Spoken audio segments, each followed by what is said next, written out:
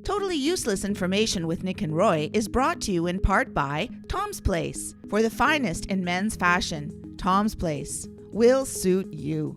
Located in Toronto at 190 Baldwin Street in the heart of Kensington Market. Or visit toms-place.com. This is Totally Useless Information with Nick and Roy. Listen, laugh, and learn. When was the first TV satellite put in orbit? It's a symbol, CYMBAL, of a long-lasting company. See what I did there? Hi, I'm Nick. And I'm Roy.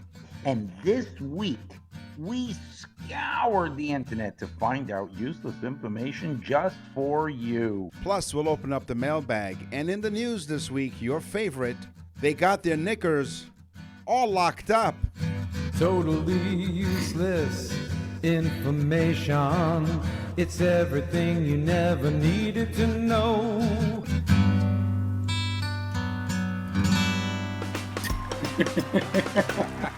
This is Totally Useless Television Information with Nick and Roy, the two guys that put the boob in boob tube. Oh, laugh track and everything. I put the Nick and Knickers. You Welcome can to call the boob man. That's right. What was Rodney Dangerfield's line? He goes, I must be an ass man because people say to me all the time, you're an ass man. Welcome to Totally Useless Information with Nick and Roy. So delighted you're here. 72 countries. Let's talk about television. Roy? The first TV broadcast, this is the first time TV waves were broadcast in the United States, was 1928. The first British broadcast under BBC, British Broadcasting Company, was in 1930. The first Canadian broadcast, 2020. No, come on. We have running water and plumbing. What's this, 2024? Yeah, we do. Come on. Well, listen, the first experimental television broadcast here in Canada was in 1932 in Montreal, Quebec, under the call sign of VE9EC. Televisions won't become popular, actually, until after World War II in 1945. But the first broadcasts were happening in the late 20s, early 30s. So let me go back to our first experimental television broadcast back in 1932. They were between 60 and 150 lines of resolution, which caused the revolution, really. 60 to 150 lines of resolution at 41 megahertz. Wow. Now we're up to what, 18K, 8K, 22K? I don't know what that K it is. It's nuts. It is absolutely bonkers. Television. So the Fonz, remember the Fonz, Henry Winkler, the Fonz? He was almost a daydream believer because during the audition for Happy Days, Henry Winkler saw Mickey Dolenz of the Monkees sitting across the room. I mean, he was good looking, was an experienced actor, and he also knew how to ride a motorcycle. So that got Henry all nervous. Plus, Mickey Dolenz was over 6 feet tall. And the original script called for the character of the Fonz for a tall Italian kid. But here's what happened. The show's creator, Gary Marshall, thought the disparity in height wouldn't look good with the other cast members. They were all about 5'7". Henry Winkler, how tall was Henry Winkler? 5'7", and he got the part as the Fonz. Hey. Well, funny thing too about the Fonz, and most people don't know this, but he was asked to come to the audition because he was in a movie called The Lords of Flatbush. Did you ever see it? Yes, I have actually, a long time ago, but yeah, where absolutely. he plays the same exact character as the Fonz, and that's why he was asked to even come in the first place to the audition. Wow. Yeah. Pretty cool. More totally useless information with useless information. Yeah, me and Nick, we know all this stuff. We're just, our heads are exploding with all this useless information. Exactly. The first TV satellite, this was my tease. Right. The first TV satellite was put in orbit in 1962. And in 1969, over 6 million people watched the moon landing via that satellite that was put up there in 1962. Wow. When it was put up there in 1962, there was one first communication that said, "Welcome said the UFO aliens Allegedly. who actually made the satellite and put it there when they first produced it in Roswell in 1950. No. By the way, someone sent me a text message the other day, and they said, "You guys are full of it." I'm like, "What are you talking about?" They said, "Like you're nothing but AI." No, the only artificial intelligence we have on this program is Roy and I when we get together. Okay, People actually think that we're using artificial intelligence. We're not. We have no intelligence at all in this show. None. I was just gonna say, Oh. how stupid are they? If they think there's, so how stupid are they that they think there's actually intelligence on this show? We actually have them beat. Right.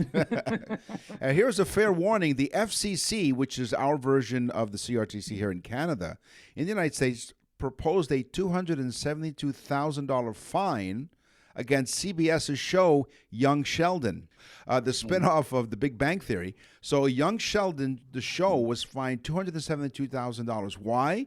Because they used a simulated version of a distinctive warning sound. In April of 2018, CBS transmitted an episode of Young Sheldon to at least 227 of their television stations.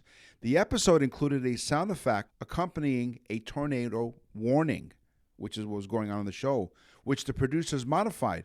But it was so close to the actual emergency alert system tone that the FCC put a fine of $272,000. It was too close to the real thing. So wow, they fined them because it sounded that would scare people, I would assume. I mean, they tried to refine it a little bit. They modified it so that it wouldn't sound just like it, but not enough apparently. So they got some dollars to send to the FCC. Yep. The U.S. has roughly 360 million people. That averages 3.5 people per household. Okay. So roughly, you would have 100 million homes, correct? Right. That's 100 million TV sets, right? Right. Wrong. Oh. The United States has roughly 275 million television sets just in the U.S. alone. Really? 275 million. Now, how many people per household did you say? 3.5 is the unit of family. 3.5 in the U.S. So what I want to know is where the heck, like, how do you get a 0.5, like half a person? Yabba dabba ouch. The voice of Barney from the Flintstones was none other than the man of a million voices, Mel Blanc. Actually, he was known as the man of 1,000 voices. Mel Blanc, Bugs Bunny and all the Warner Brothers, he was also the voice of Barney. Mel Blanc. However, in 1961, he was involved in a horrific head-on car crash that almost killed him and left him hospitalized for 70 days. Wow. What do you think he said after the crash? That's all, folks. Suffering thick-ash. Wow. I think I thought I had on collision. I did. Boom. So he was hospitalized for 70 days, but after he was released from the hospital to continue his recovery at home, he insisted to continue working from home. With wires all around the hospital bed and a speaker to talk to the producers, Mel Blanc managed to record 40 episodes of The Flintstones at his home while he was still recovering. Sure he did. I mean, he doesn't have to do anything else except use his voice. I don't have any empathy for him. I'm sorry. Right, exactly. But imagine, wow, that's dedication for you.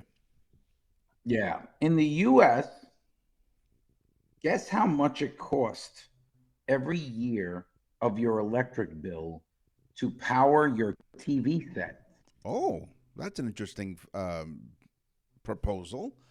How much in terms of dollars or the amount of kilowatt hours? Like, what do you percentage of your electric bill? I would say 25%. Ooh, that's a lot. 4%. 4%. 4%. I thought that was a lot. I thought 4% was a lot because the big things are like if you're using air conditioning, your refrigerator, things like that. Right. And you use lighting all the time, so you're not really like. I was very surprised. 4% of your entire electric bill goes to your television. I watch a lot of And I would assume that depends. That's per television, maybe. Yeah. I was just going to Yeah. say, I watch a lot of television of 25% of my electric bill. We have 1, 2, 3, 4, 5. 5. Okay. So That's ridiculous. if you're interested in breaking into our houses, we'll give you the address at the end of the show. Yeah. It makes it so much easier for me to shoot them while they're trying to run with an 82-inch television set. That's right. Let's stick with the Flintstones. In the third season of the Flintstones in 1962, the showrunners decided that Fred and Wilma should have a baby. I could just imagine what their mattress was like, right? It was like, boy, this is hard. This mattress is hard as a rock. Watch it, Nick. You shouldn't do the show while you're stoned. So initially, they all agreed that the child should be a baby boy. However, their decision was changed by the Ideal Toy Company. The person in charge of the Flintstones merchandising called Hanna-Barbera, and said, listen, he heard that they were thinking of adding a baby. When Barbera said it was going to be a boy, they said, that's too bad because we have the ideal toy, as they put it, if it was a girl. They changed the gender on the spot and sold 3 million Pebble dolls in a few months. Well, of course, that was Pebbles and her brother was Bam Bam, which is apparently what Fred and Wilma were doing. No, was her brother Bam Bam or no? Oh, no, Barney's that was her. son That was. Bam Bam. Unless you know something we don't. Fred was meandering around at night. And That's right. That's right. He was sleepwalking. You're not Wilma. Thank you for joining us. There are many ways that you can get in touch with us. At nickandroy.com is one way. You can click on Contact Us to send us an email, of course, and you can also send us a text at 71010. You're listening to Totally Useless Information with Nick and Roy. Nick and Roy will continue with totally useless information. To access the full library of episodes, visit nickandroy.com. That's nickandroy.com. We're back with totally useless information with Nick and Roy. Listen, laugh, and learn.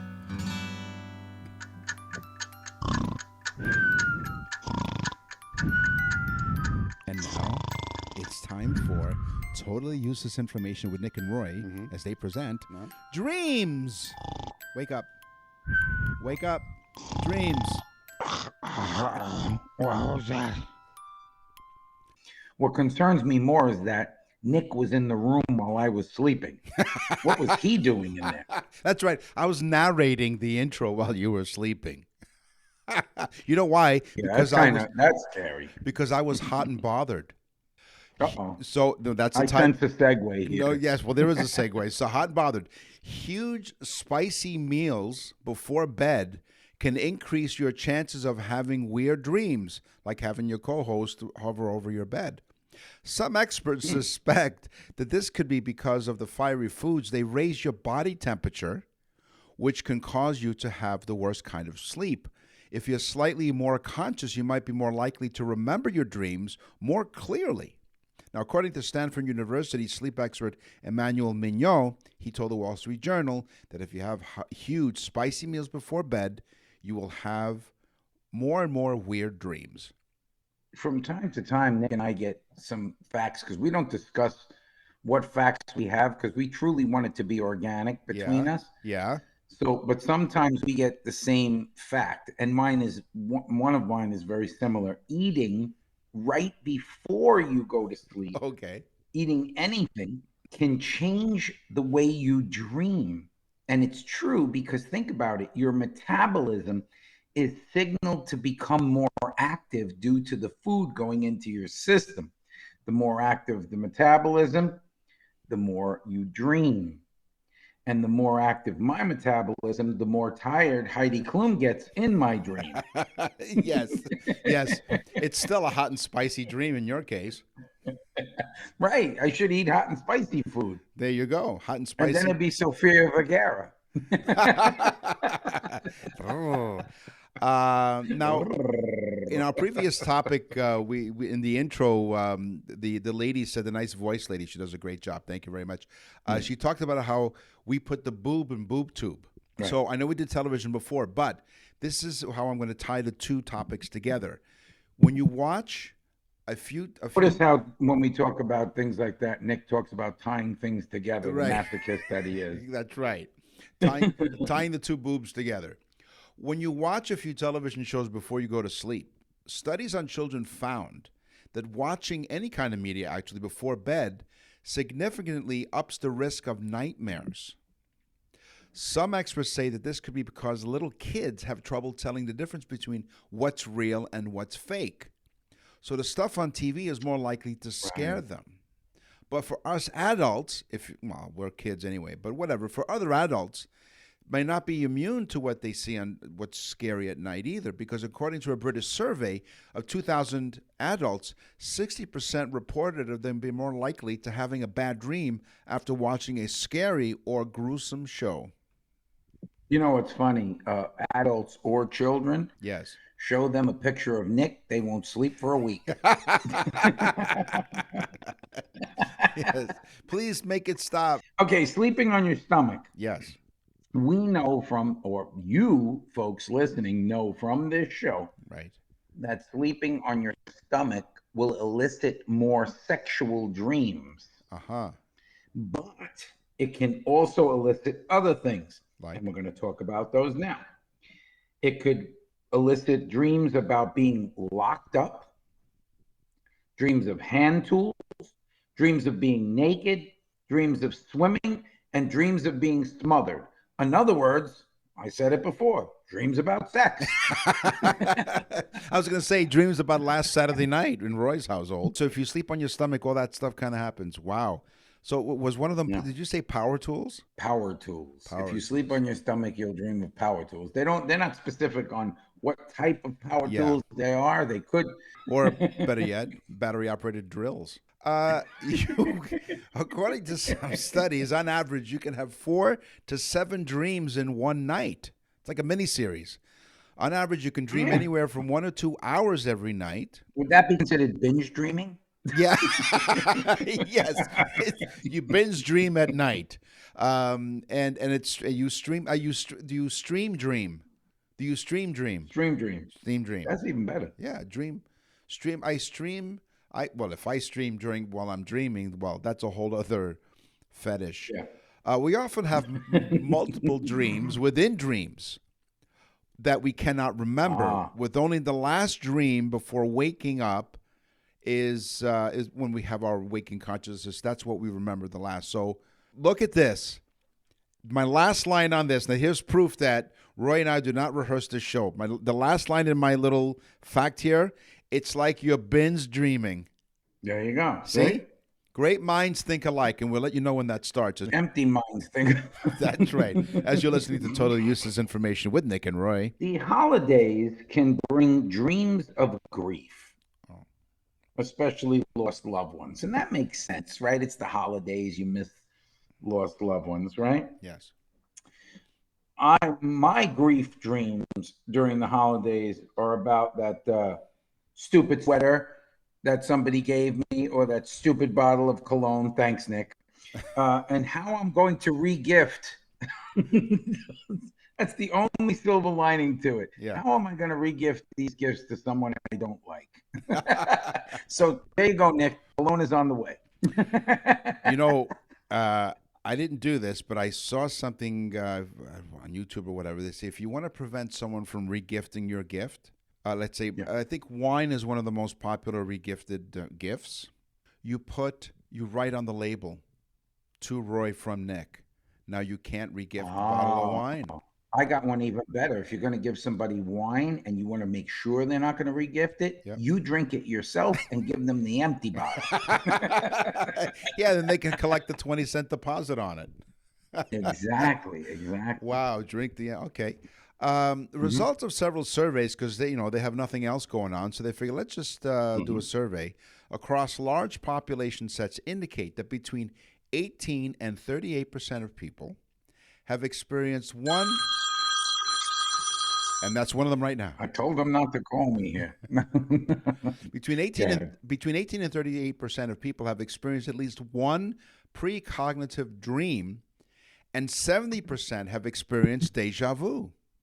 18 to 38% of people have experienced at least one precognitive dream, or 70% have experienced deja vu. You see what I did there? I repeated it in case you're wondering. I repeated it, deja vu. Yeah, right. Yeah.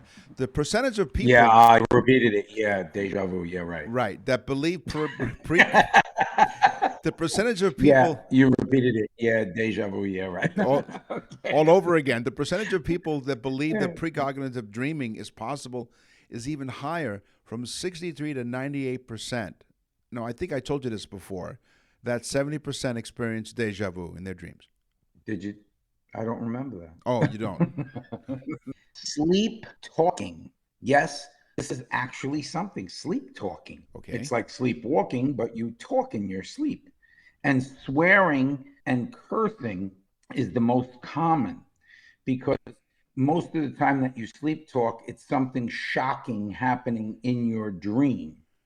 Okay. Right. So the last time I swore at my wife, I blamed it on sleep talking. The problem was I was driving the car when I did it.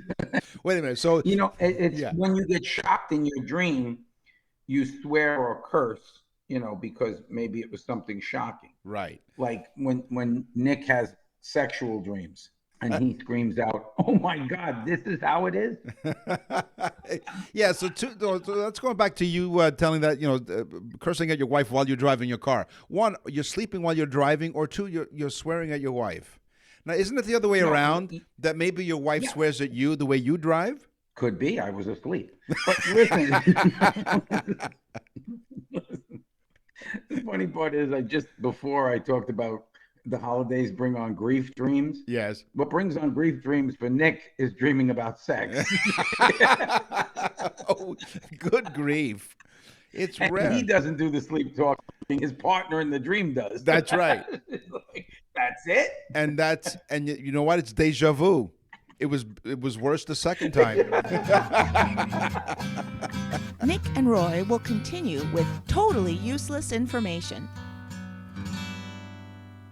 Nick and Roy for Tom's Place. It's the family day sale that you've been waiting for, and it will run through the month of February. Here are some incredible deals on the first floor. Listen to this. Selected Lipsum dress shirts, regularly $149 to $199, $50. Cashmere sweaters, men's and women's styles, regularly $250, now only $75. He has these designer suits. They're amazing. The selected designer suits normally, get ready, $600, $599. Now, $149 to $199. Get down to Tom's Place. Ask Cohen and other designer suits. Buy one for $350 or two for $600. It's insane. Sport jackets, normally $750 each. Half it, 50% off. Designer casual and dress pants, when Roy decides to wear them, only $99. Yeah, I like them. 3/4 length winter coats, regularly $898 to $998, but the sale price on these amazing coats, $650. But for this special deal, the same coat is $325 when you tell them that Nick and Roy sent you there. Did you hear that, folks? $325. You hear about inflation. You're hearing about it everywhere, but not at Tom's Place. How about these incredible deals on the second floor? Designer men's suits. Buy one, get $200 off. Buy a second suit, get $225 off. Buy a third suit, $250 off. And if you need sports jackets, $150 off. Dress pants and shirts, buy one, get one for 50% off. It's the Tom's Place Family Day Weekend Sale and a month-long celebration of 66 years in business. Tom's late father started this family business in 1958. At Tom's Place, everyone is treated just like his dad did, like family. For more information, visit toms-place.com or visit our website, nickandroy.com, and click on the Tom's Place logo. Tom's Place is located at 190 Baldwin Street in the heart of Kensington Market in Toronto. Tom's Place, we'll suit you. Let them show you how. You're listening to Totally Useless Information with Nick and Roy. Listen, laugh, and learn. From Beethoven to Bieber. rock and roll to rhythm and blues. This is Totally Useless Music Information with Nick and Roy. Don't you love how I play the piano? Yeah, it was very good. Hey, It's very much like Linus from the Peanuts. from the Peanuts, yeah. hey, pussycat. Not you, Roy. The actress. I was hoping it was. That's Right right. enough you woke me up in the beginning of the show. The actress Cheryl Ladd of Charlie's Angels fame and model. She was a very attractive woman. She was. Well, she went to Hollywood to be a singer. She wanted to begin her career in music.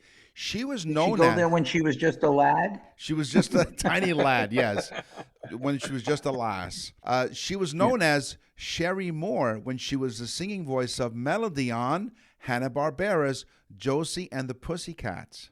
Oh, wow. And she also sang on the 1970 album of the same name, Josie and the Pussycats. Josie and the Pussycats.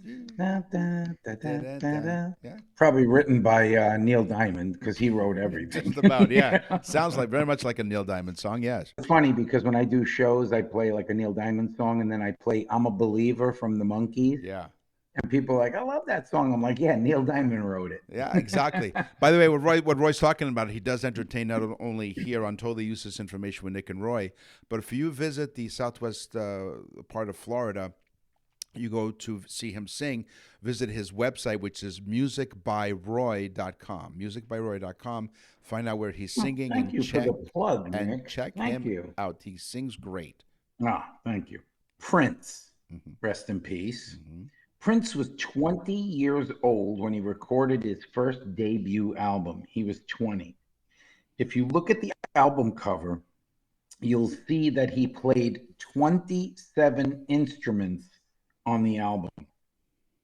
And he played all of those instruments himself on different tracks.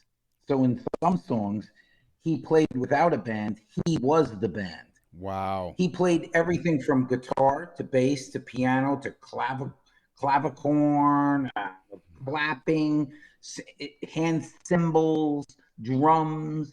He played there's 27 different instruments he played on the debut album. Awesome.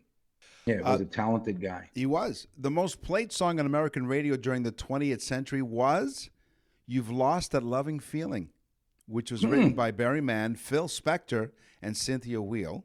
Although recorded by different artists, the song is the only one in history to be played over 8 million times on the radio. Wow. That amounts Lost That to, Loving Feeling. if you played that song back to back to back, and then, you basically drove yourself crazy, it amounts to about 45 years if the song was played back to back. Three My songs God. were played only 7 million times. Never My Love, by I think the Association, Yesterday by the Beatles, and Stand By Me. Stand By Me, right? I 7 didn't million expect times. that one. That's right. There you go. Nirvana. Yes. Now, I'm not a big fan of Nirvana, are you? I can't say that I am. No. No, I'm not a big fan. But there's a song, their biggest song, called Smells Like Teen Spirit. You've heard it, right? I think so. Hello, hello, hello. You know. Okay. Yeah. You know what? It's exactly like that. That's exactly how I remember it. It sounds like to me. But anyway, Smells Like Teen Spirit was played over 1 billion views on YouTube. 1 billion views on YouTube. Can you even imagine that? But most people have no idea what the song is about. And it's actually gross. His girlfriend at the time was Catherine Hanna. She was the lead singer for a group called Bikini Kill. Yeah. Another nice band Yeah. that you bring home to mama. Yes.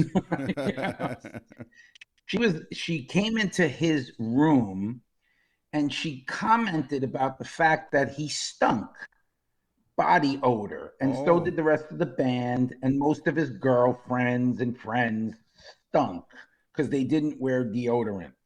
And she wrote on his wall, "It smells like teen spirit." Wow. and he then wrote that song. So that's the song was brought on by his girlfriend telling him he smells of body odor because he doesn't wear deodorant. Wow. I'm just going to listen to the pronunciation. Crazy. Yeah. And 1 million views on YouTube. Yeah, that stinks. Mm-hmm. Yeah, Hang that on. stinks, doesn't it? Yeah. Here's my teaser. This is a symbol of a good company. See what I did there? CYMBAL. Mm-hmm. I like that. The Avitas Zildjian Company is a musical instrument manufacturer specializing in cymbals and other percussion instruments. Founded by the ethnic Armenian Zildjian family in the 17th century Ottoman Empire. And then, so that's over how many years ago? Then the company relocated to the United States in the 20th century. So it is one of the, I think, the most, they produce the most cymbals and other percussion instruments. Well, just to give you an idea, Nick knows my son is a drummer. Yes. He was in 2 different bands, but the Hush was the last band that he was in when he was in college. And they were a very big band. They opened up for the Goo Goo Dolls, and they were a very popular college band. And he used Gretsch drums, but he would only use Zildjian cymbals. And of course, they would give them to him so that they could display the Gretsch drums and the Zildjian cymbals on stage so that they could see what they were playing, you know, so they gave him free stuff. Awesome. Great stuff. Yeah. There you go. The most expensive music video of all time. There were some big music videos. Michael Jackson had Thriller. Remember, that was the first long music video? Yeah. Not even close. Not even close. But it is Michael Jackson. And it was for the music for Scream, the song Scream, off of his last album. The video cost $10.7 million. Oh. An $11 million music video. Wow. Yes. Michael Jackson. Again, rest in peace. Him, Prince, talented guys, right? On the Billboard Top 40 hit list, every act that has had a Billboard Top 40 hit whose title included the name of a different recording act, that other act also had one top 40 hit at the exact same time. So, for example, so in 1964, the song We Love You Beatles by the Carefrees was on the top of the charts, while the Beatles had 7 songs of their own in the top 40. Okay, here's another example. 7. Okay, yes, Wow. Only 7. Here's another example. In 1984 and 1985, Rick Springfield had a minor hit, Bruce, while Bruce Springsteen charted himself with Born in the USA. And crazy. in 1987, both the ABC song When Smokey Sings and Smokey Robinson's song One Heartbeat were in the top 10 at the same time. Oh my God. And in this is only some examples, there are a lot more of these. One more, 1992, Weird Al Yankovic, which we talked about in the other episode, had the hit Smells Like Nirvana. You talk about Nirvana? At the same time, Nirvana had the hit Come As You Are. Oh my God. There you go. Totally useless That's funny. information. And how funny is it that Yankovic would say smells like Nirvana because he probably knew the story behind it. Exactly. You brought up the Beatles. Yes. Which brings my last fact into play. Okay. The Beatles have sold, get ready for this one, 1.6 billion single records in the U.S. Wow. 177 million albums to date, 600 million albums around the world. 600 million albums. That's around all? the world. Jeez. Yeah, wait a second. And they had 21 number 1 hit songs. Not bad, right? But just a few lads from Liverpool. We're a couple of Remember that? They said about the Beatles, and he goes, we're just a few lads from Liverpool. Right, yeah, right. Sure. We're a couple of lads with totally useless information with Nick and Roy. Thank you very much for joining us. Nick and Roy will continue with totally useless information.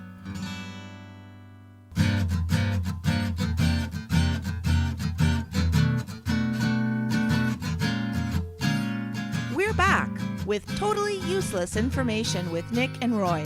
Listen, laugh, and learn. thank you very much for joining us. This is what you have to do. Of all the things that you have in your busy day, thank you for joining us, whether you're joining us at the gym, whether you're driving the kids to work, to school, you're from work, wherever you're going, however you listen to us, thank you very much. But visit nickandroy.com. Go to nickandroy.com, click on the Nick and Roy store, and Roy's going to tell you why that's really important that you do that. I'll tell you why. We're being flooded with emails for our birthday messages.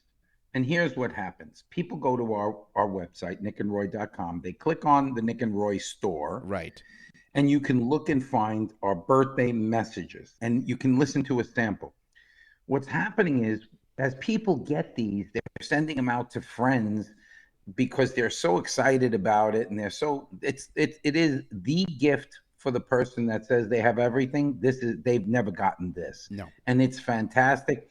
And we get email after email after email from people saying, oh my God, that's great. We heard of friends. Can we get one? And it's become insanely popular now. Go to nickandroy.com, click on the Nick and Roy store, birthday messages. You'll be glad you did. It's a fantastic gift and it's inexpensive. Go to nickandroy.com, click on the Nick and Roy store, and find out what it's all about. What's in the mailbag? What's in the mail?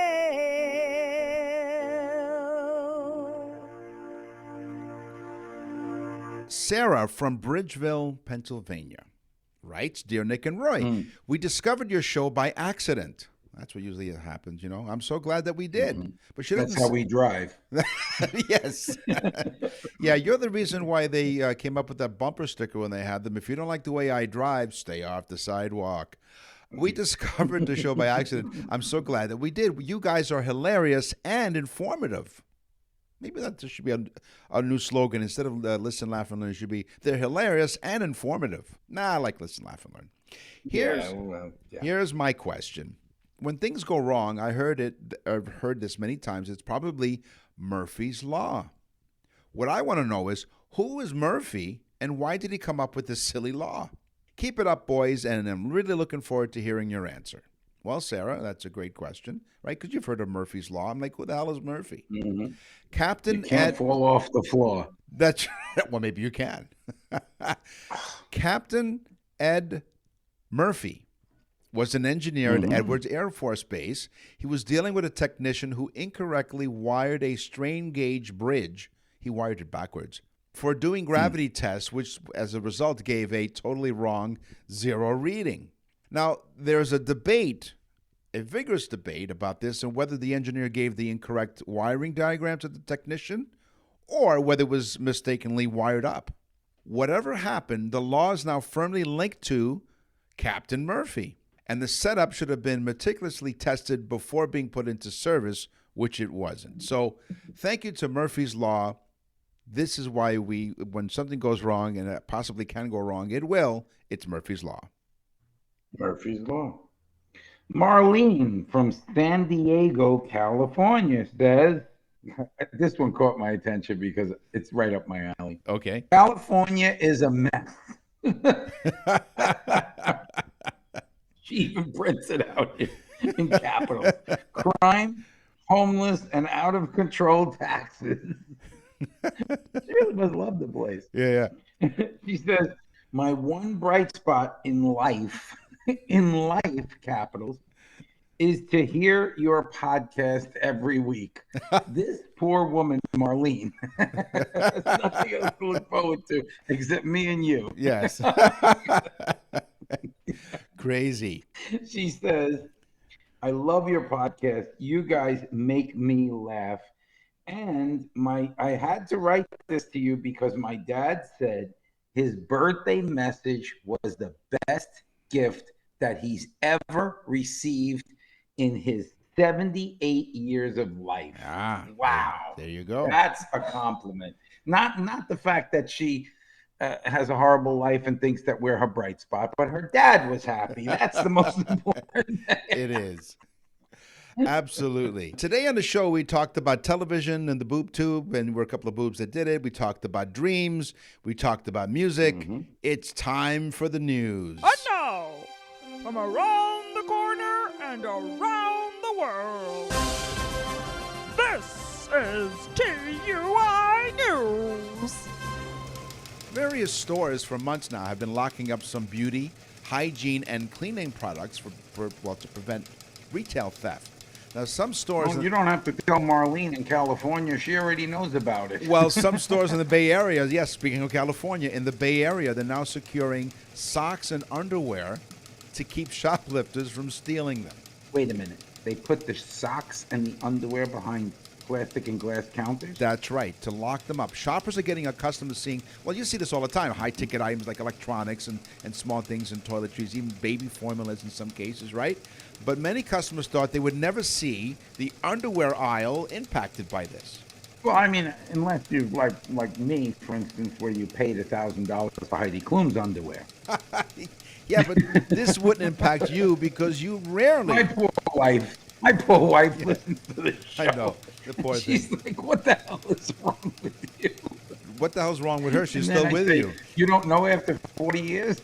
Congratulations on 40 years. We'll talk about that in another show. But right now, so one of the shoppers said it's very inconvenient if he needed to purchase his socks under lock and key. He says, I'm very upset. I got to call somebody to come up here from the counter to get my socks and underwear. Now, there's some Target stores, some Walmart stores are also doing this because Walmart has their underwear locked up, and the clerk says shoplifters are striking the store nearly every day. They're stealing underwear. It's easy, though, to lock up the men's underwear because you just put that wire through the fly portion of the underwear. Right. You know, and then you lock them up. So, That's one of the visual things you it have is. to think about. But you know what? The cost will go up as residents will have to pay more if they have to commute and travel further to pick up their groceries and then pick up their socks, to pick up their prescriptions. It's really hurting the community. They're up in arms. Target said that it was going to that it's working to prevent theft. On a limited basis, we employ theft deterrent merchandising strategies such as locking cases. So it doesn't look like Target and Walmart in the United States. Let me explain, because we're here in the free state of Florida. Yes. Nick. Yes. Florida, we don't play games here. So, No. so crime is No, you don't play games at all. But in your case here, I'm sorry if I bored you, Roy, because you pass right by the underwear aisle. Because do you often wear underwear? No, I never wear them. I go commando most of the time. Sometimes I don't even wear pants, you know? So I just go completely, al fresco, you know? Yeah, I know al fresco. That's all the time we have for this episode. I guess at my age you could call it a la carte because you got to put the you-know-what's on something that rolls because otherwise they'll drag, you know? You know what? A la carte. Thanks for joining us here on Totally Useless Information with Nick and Roy. We really appreciate you listening. I want to know, though, I mean, how do these people, it's uncomfortable to walk up to, as a man, walk up to a female and say what you're looking for in underwear. You know? Yeah, it's kind of touchy. Like, I prefer ones with a bigger pouch in the front. Just saying. Go to our website, nickandroy.com, as we've told you before, to visit the Nick and Roy store, and we You will can see a picture of me in my underwear as well. we will scour the internet to find out more totally useless information just for you. And we'll see you next week. I'm Nick. And I'm Roy. Thanks for listening. Totally Useless Information with Nick and Roy was brought to you in part by Tom's Place. For the finest in men's fashion, Tom's Place will suit you. Located in Toronto at 190 Baldwin Street in the heart of Kensington Market. Or visit toms-place.com.